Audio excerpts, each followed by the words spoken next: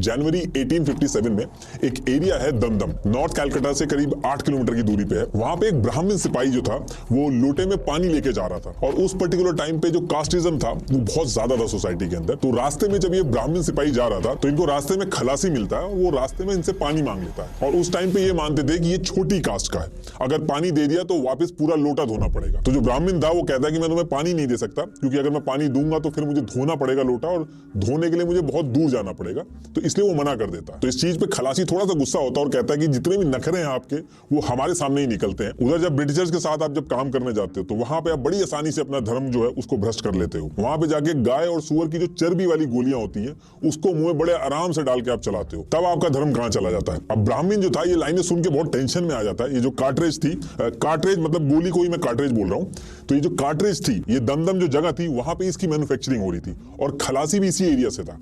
तो उसका शक जो था वो और ज्यादा यकीन में बदल गया कि शायद खलासी जो है वो सही कह रहा है। अब ये सारी चीजें सुन के जो ब्राह्मण सिपाही था वो अपनी बटालियन के पास पहुंचता है और अपने सैनिकों के ग्रुप में बताता है कि ये जो मुंह से काट काट के आप गोली चला रहे हो ये गाय और सुअर की चर्बी से बनी है। अब ये लाइन सुन के हिंदू और मुस्लिम जो दोनों थे वो बहुत ज्यादा परेशानी में आ जाते हैं, क्योंकि ये चीज ऐसी थी कि जो इनकी धर्म की मान्यताएं थी वो तो खराब होती होती, उसके साथ साथ जो सोसाइटी है, जो लोकेलिटी जहां ये रहते हैं वहां से भी इनको निकाल दिया जाएगा। इसलिए ये लोग डिसाइड करते हैं कि ये चीज हम कर नहीं सकते और इसके लिए कुछ ना कुछ तो करना पड़ेगा। तो इनकी जो रेजिमेंट थी वो 34th बंगाल नेटिव इन्फेंट्री, ये कैलकाटा से करीब 24 किलोमीटर की दूरी पे बराकपुर के कैंटोनमेंट में थी। अब इसके बाद ये लोग अपने ऑफिसर्स के पास जाके बहुत ज्यादा हल्ला करते हैं। उस टाइम के इनके कमांडिंग जनरल जो थे हेयर से, वो ऊपर लेटर भेज देते हैं कि यहाँ पे सिचुएशन थोड़ी खराब हो रही है। तो उसके बाद जितने भी अंग्रेज ऑफिसर थे ये मीटिंग करके ये डिसाइड करते हैं कि जितने भी सिपाही हैं ये गुस्से में, तो इनका अगर गुस्सा शांत करना है तो इसमें एक चीज की जा सकती है कि इनको कार्ट्रेज जो है वो इनको डायरेक्ट दे देते हैं, ये खुद ग्रीस लगाएंगे तो इनको शक नहीं होगा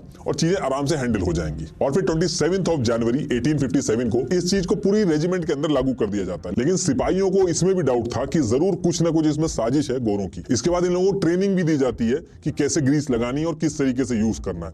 लेकिन उसके बाद भी ये जो सिपाही थे ये मानते नहीं है। वो कहते हैं कि ये जो कार्ट्रिज के ऊपर कागज लगा हुआ है ये भी अलग तरीके से शाइन कर रहा है, और कुछ लोगों ने उसको जला के भी देखा और ये कहा कि इसमें स्मेल आ रही है। तो उनका शक था कि अभी भी इसमें ये जो कागज है इसमें भी ये चर्बी मिला के दे रहे हैं। और जब ये सारी चीजें होने लगी तो ब्रिटिशर्स ने कहा कि एक काम आप ये कर सकते हैं कि इसको आप हाथ से तोड़ लीजिए, मुंह से मत तोड़िए।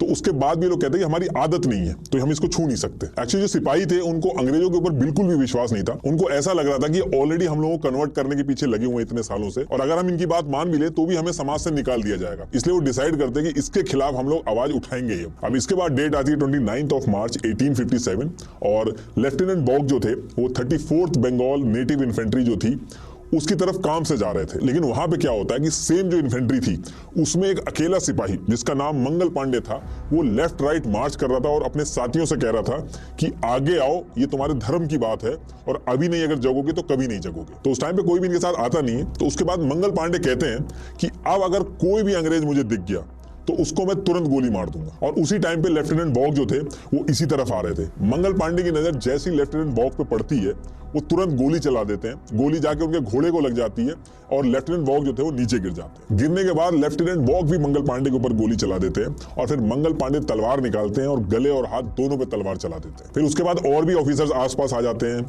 वो बाकी जो बटालियन थी जो इंडियन सिपाही थे उनको कहते हैं कि जाके मंगल पांडे को पकड़ो, लेकिन कोई आगे नहीं बढ़ता है। उसके बाद वो धमकी देते हैं कि अगर कोई आगे नहीं बढ़ा और जाके मंगल पांडे को नहीं पकड़ा तो वो उस पर गोली चला देंगे। उसी टाइम पे मंगल पांडे को जैसे ही लगता है कि वो पकड़े जाने वाले हैं वो अपने ऊपर भी गोली चलाने की कोशिश करते हैं, लेकिन वो जो गोली थी वो मिस हो जाती है। और फिर सिपाही जो थे वो मंगल पांडे को पकड़ लेते हैं। पहले उनको हॉस्पिटल ले जाया जाता है और फिर उसके बाद उनको जेल ले जाया जाता है। और फिर आगे चल के 8 अप्रैल 1857 को मंगल पांडे को फांसी की सजा सुना दी जाती है। मंगल पांडे इंडिया के पहले शहीद थे जिन्होंने अंग्रेजों पे अकेले अटैक कर दिया था। लेकिन ब्रिटिशर इसको अटैक नहीं मानते। वो कहते हैं कि मंगल पांडे नाम का एक सिपाही था, उसने भांग ज्यादा खा ली थी इसलिए ऐसा किया। और क्योंकि जो इंडियन सिपाही थे उन्होंने जो अंग्रेज थे उनके ऑर्डर नहीं माने थे मंगल पांडे को पकड़ने के लिए, तो ये जो सिपाही थे पूरी बटालियन जो थी इसके ऊपर भी केस चलता है। पूरी की पूरी 34th बंगाल नेटिव इन्फेंट्री जो थी उसको ही हटा दिया जाता है।